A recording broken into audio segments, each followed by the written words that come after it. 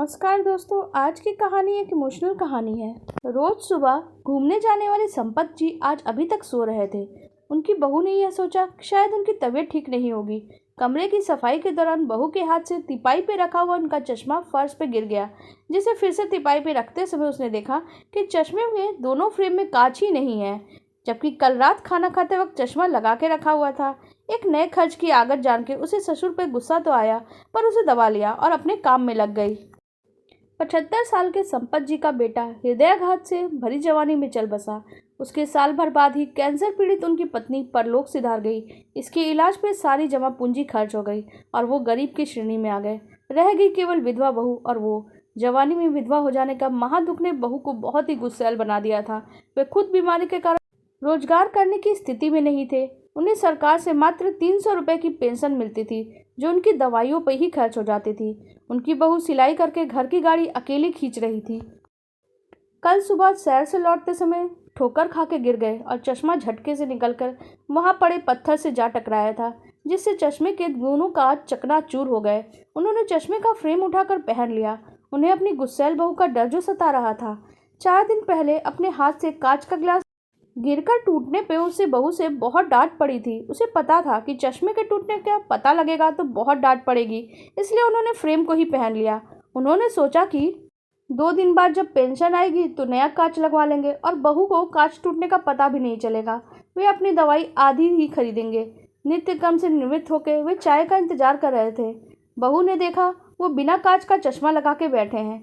बहू ने पूछा, बाबूजी, आपने बिन कांच का चश्मा क्यों लगा रखा है? वो हड़बड़ा गए। उन्होंने बहू के इस अप्रत्याशित प्रश्न का उत्तर देते नहीं बन रहा था। वो घबराहट के मारे हकलाने लगे। उनकी घबराहट से बहू का दिल पसीज गया। बहू ने अपना सर नरम रखते हुए कहा, बाबूजी, आप डरो नहीं, मैं आपकी दुश्मन नहीं हूँ। मुझे बताओ, आपका चश्मा कब और कैसे टूटा? वो बोले, कल शहर से लौटते वक्त ठोकर खा के मेरे गिरने से चश्मा निकल के पत्थर से टकरा गया था, तो दोनों कांच टूट गए। बहू ने फिर से पूछा, फिर चश्मे के फ्रेम को आप दिन भर क्यों लगाए रहे? फिर वो झुझकते हुए बोले, चश्मा टूटने का पता लगने पे तुम्हारी डांट से बचने के लिए। इस पर बहू बोली, आप इस बात को कब तक मुझसे छिपा के रखते?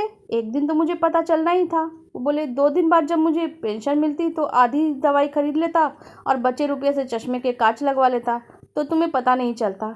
उनकी मासूमियत भरी बातें सुनकर बहू भावुक होकर उनसे लिपट कर बोली, अरे आप तो मेरे से इतना डरते हो, मैं तो आपकी बेटी जैसी हूँ। मेरे पिता भी इस दुनिया में नहीं है और आप ही मेरे पिता की जगह है। इस घर में हम 2 ही तो प्राणी हैं। यदि हम एक दूसरे से सुख दुख नहीं बांटेंगे तो हमारा जीवन कैसे बीतेगा? बहू का ये दयालु रूप देख उन्होंने कहा, तुम मेरी बेटी जैसी हो तो मैं तुम्हारे पिता जैसा हूँ। पिता अपने बेटी के भविष्य का भी तो ख्याल रखता है। बेटी, मेरे जीवन का तो संध्या काल चल रहा है और बीमार भी रहता हूँ। मेरी मौत कभी भी आ सकती है। मैं तुम्हारे मानस पिता की हैसियत से तुम्हारा दूसरा विवाह कर देने की नेक राय देता हूँ। बहू इस पर बहुत ही प्यार भरे गुस्से से बोली, मैं क्या इतनी स्वार्थी हूँ? अपने सुख के कारण अपने मानस पिता को इस हाल में अकेला छोड़ दूँ? वो बोले, इसका मतलब यह हुआ यदि विवाह के बाद तुम्हें मुझे नहीं छोड़ना पड़े तब तुम्हें दूसरा विवाह करने में कोई ऐतराज नहीं। बेचारा विवेक, मुझे कई दिन से तुमसे विवाह की बात चलाने को कह रहा था, पर तुम्हारे गुस्से के डर से मेरी हिम्मत नहीं हो रही। बेचारे के माँ बाप और पत्नी की मृत्यु पिछले साल तीर्थ यात्रा से लौटते समय एक सड़क दुर्घटना में हो गई। वह बच गया और उसका दुधमुहा बच्चा भी। तुम अगर विवेक से शादी कर लोगी तो वो बिन माँ के मासूम बच्चे को माँ की ममता मिल जाएगी और तुम्हें विवेक के रूप में नया जीवन साथी। विवेक मुझे भी रखने को तैयार है। बहू बोली, आप जब मेरे पिता बन चुके हो तो मैं आपकी अवज्ञा कैसे कर सकती हूँ? पर पहले इस टूटे चश्मे के कांच तो डलवाओ। उन्होंने उसे 100 रुपया देते हुए कहा। उन्होंने कहा, मैं कांच डलवा के विवेक को ये खुशखबरी सुनाने और विवाह की रस्म आज ही पूरी करने के लिए कहता हूँ। आते वक्त शास्त्री जी को भी बोल देता हूँ। शुभ काम में देरी क्यों? संपत जी ने अपनी समधन शांति जी को भी बुलवा लिया। शाम को विवेक अपने बच्चे के साथ पहुंच गया। समधन और शास्त्री जी के पहुंचते ही शादी की रस्म बिना किसी ताम झाम के घंटे भर के अंदर ही संपन्न हो गई। शास्त्री जी ने शगुन के तौर पर केवल 11 रुपये ही दक्षिणा ली, यह कहकर कि आदर्श शादी करवा के कुछ पुण्य उन्होंने भी कमाया है। वो जाने लगे तो बहू उन्हें रोकते हुए कहती है, शास्त्री जी, अभी एक और शादी करवानी है। उन्होंने पूछा, किसकी?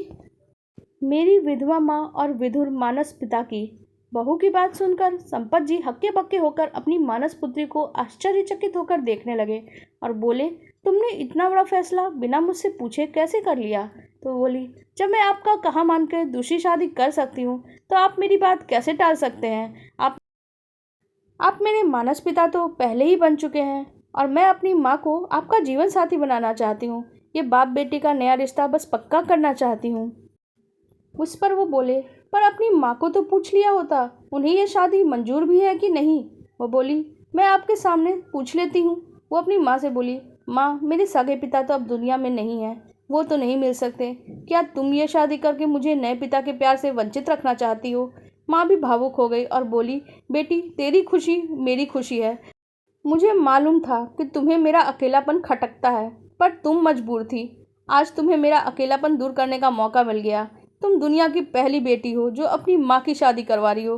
तुम अपने नाम के अनुकूल दूजों को बस खुशियाँ ही बांटती हो। इतना ही कहते उनके खुशी से आंसू निकल आए और वो बच्चों जैसा उछल पड़ी। उन्होंने अपनी माँ के हाथ अपने मानस पिता के हाथ में देके उन्हें शादी की रस्म हेतु बिठा दिया। घंटे भर में दूसरी शादी भी संपन्न हो गई। जब शास्त्री जी दूसरी शादी की दक्षिणा लिए बगैर जाने लगे, तब खुशी ने कहा, शास्त्री जी, दक्षिणा तो लेते जाओ। शास्त्री जी बोले, एक शादी पे दूसरी मुफ्त। और उनकी इस बात पे नव दंपत्ति खुलकर हंस पड़े। उन्हें बहुत ही सालों बाद ये हंसी नसीब हुई थी। इन दो शादियों से जहां 4 लोगों को नया जीवन साथी मिला, वहां एक छोटे से बच्चे को नई माँ भी मिल गई। बच्चा वैभव अपनी नई माँ की गोदी में बैठकर मीठी तुतलाती बोली में बातें करके सबको खुश कर रहा था। एक छोटी सी घटना से एक गुस्सैल बहू को प्यारी बेटी में बदल गया और अब उस घर में संपत्ति, शांति और खुशी के साथ विवेक और वैभव भी था। नज़र क्या बदली, नज़ारे ही बदल गए। आपको हमारी ये कहानी कैसी लगी कमेंट सेक्शन में ज़रूर बताइएगा। साथ ही वीडियो को लाइक कर दीजिएगा और हमारे चैनल को भी सब्सक्राइब कर लीजिएगा। धन्यवाद।